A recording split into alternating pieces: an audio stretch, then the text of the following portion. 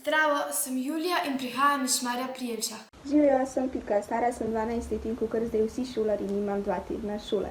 To pomeni, da imamo ogromno nekega časa, ki ga moramo nekako preživeti. Sam v izolaciji sem že 7. dan, saj je župan šolo zaprl že v četrtek, od takrat pa je v Šmarju vedno več okuženih, kot mi povedo starši. Jaz sem se na začetku te karantene odločila, da bom pisala dnevnik.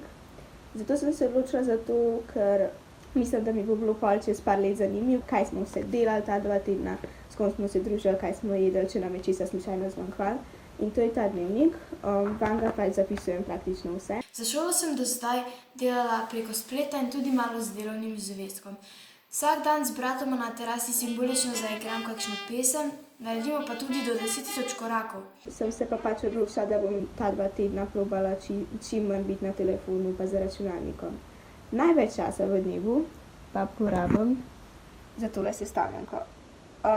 Ima 500 koščkov in mislim, da je kar velik zalogaj, tako da upam, da jo bom lahko sestavljala do konca karantene. Veliko tudi kuham in pečem.